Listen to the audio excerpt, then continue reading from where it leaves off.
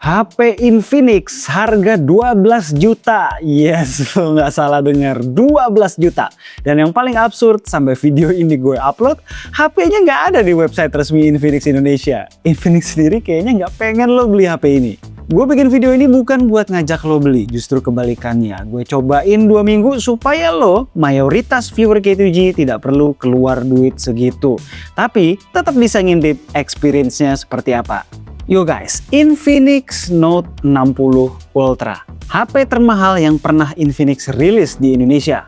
SRP-nya 12 juta, gokil, dan 11 juta di first sale. Yang bikin dia spesial, ini kolaborasi sama Pininfarina, desain house Italia yang ngerancang Ferrari, Maserati, Alfa Romeo, dan lain-lain. Jadi pertanyaannya, ketika ada satu orang yang entah kenapa pengen beli HP ini, apa yang mereka beli? Beli HP atau lo beli karya seni Pininfarina yang kebetulan bisa dipakai telepon?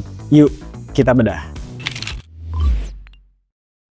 Sebelum masuk ke smartphone-nya seperti apa, gue mau mulai dengan sesuatu yang jarang kami K2G lakukan. Unboxing. Karena lo harus percaya sama gue, ini adalah main eventnya justru.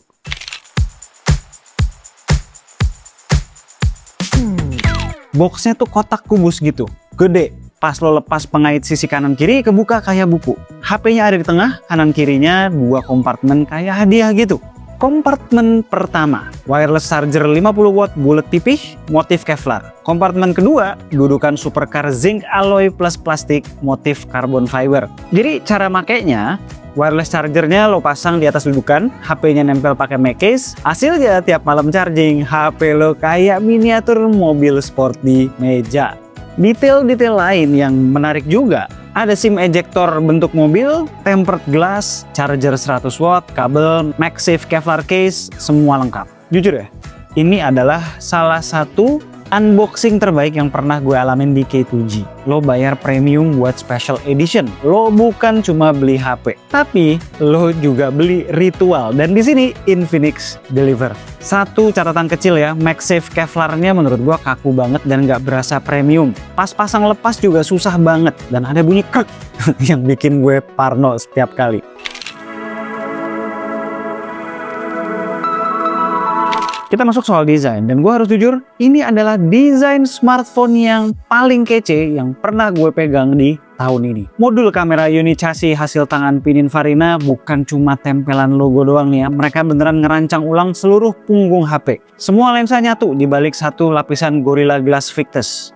Mulus tanpa steps. Nggak ada lensa yang nonjol. Karena di bagian belakangnya rata, lo taruh di meja tuh nggak goyang. Terus yang unik juga, ada Active Matrix Display di belakang. Mirip Nothing Phone. Dia bisa nampilin simbol buat notif, lalu ada jam, bisa animasi musik, shake HP buat nampilin battery percentage, sampai main mini games juga bisa di belakang. Terus nggak cuma sampai situ, ditambah lagi floating tail light LED yang nyala kayak mobil kit di Knight Rider.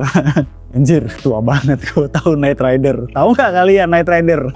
Detail-detail kayak gini yang bikin lo paham ini bukan HP yang dirancang sama engineer doang, tapi sama desainer mobil sport. Di tangan gimana rasanya? Solid, premium, rasanya di tangan tuh di level yang beda dari HP Infinix manapun. Frame aluminiumnya rapih, transisi ke kaca mulus, hapticsnya juga oke ya. Tight, nggak loyo. Tapi ada 2 catatan. Yang pertama, speaker. Stereo iya, Jun sama JBL iya, tapi karakternya tuh flat. Buat nonton YouTube atau scroll TikTok gitu ya cukup ya, tapi lo nggak bakal kepikiran pamerin sound quality-nya.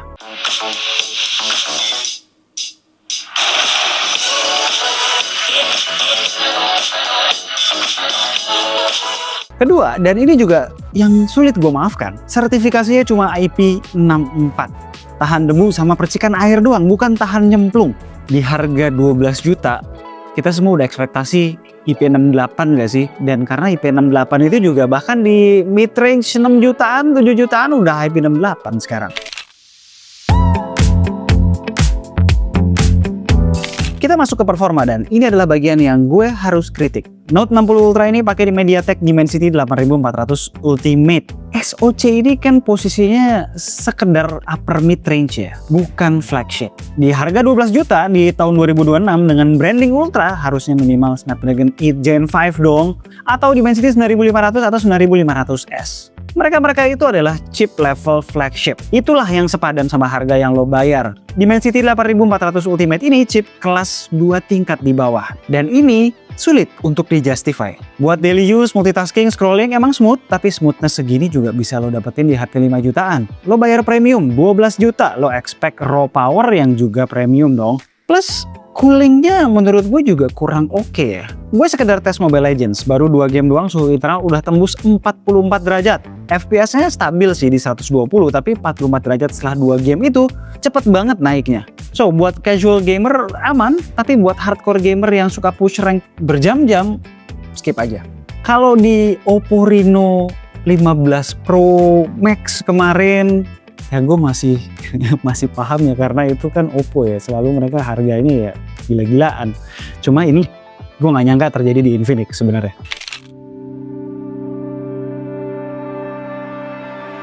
Soal kamera, gue merasa Infinix di sini level up. Sensor utama 200 megapiksel Samsung HPE, ukuran 1/1,4 inci, sensor kelas flagship asli sama yang dipakai di telefotonya Xiaomi 17 Ultra. Hasilnya juga cukup bagus ya. Detailnya tajam, dynamic range lebar, low light-nya jago.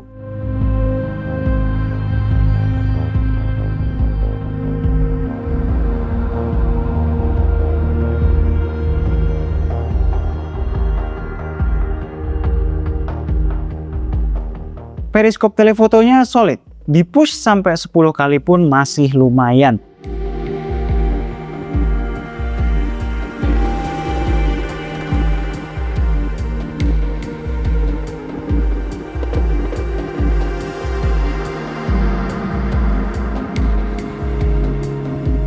Kekurangannya apa? Ultra wide-nya cuma 8 megapiksel. Kalau di good lighting ya masih oke, cuman kalau di remang udah langsung drop detailnya.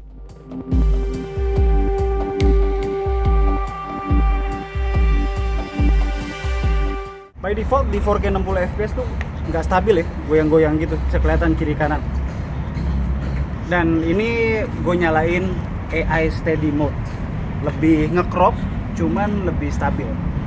Yang parah juga di harga segini, dia nggak bisa switching lensa ketika recording.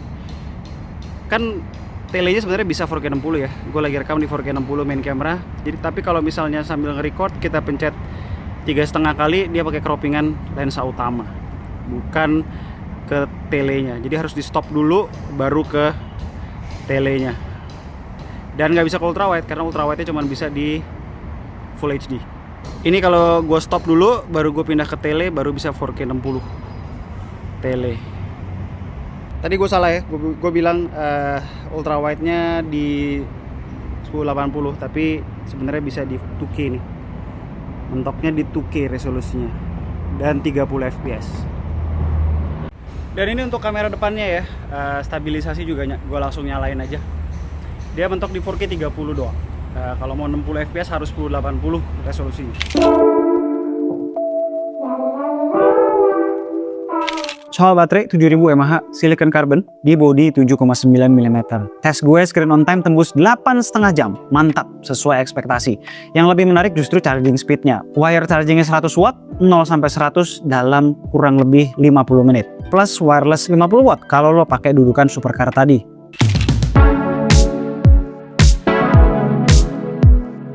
Soal software, XOS 16 di atas Android 16. Komitmen update-nya 3 kali OS upgrade plus 5 tahun security patch. Udah tergolong sebentar ya. Concern gue soal OS-nya, historinya memang ada bloatware. Tapi di Note 60 Ultra ini lebih sedikit bloatware-nya. Tapi feeling-nya belum se-clean One UI atau ColorOS. Di harga 12 juta, gue expect lebih. Alright, Infinix Note 60 Ultra. Kesimpulan gue simple.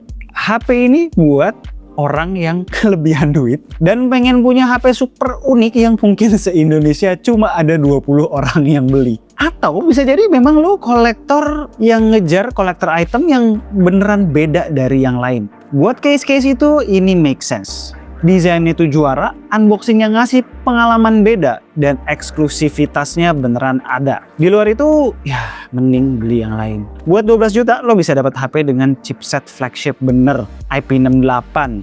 Kamera yang setara atau bahkan harusnya bisa lebih bagus, dan baterainya juga nggak kalah. Jelas ya, Note 60 Ultra ini kalau beli, ini buat beli status dan keunikan.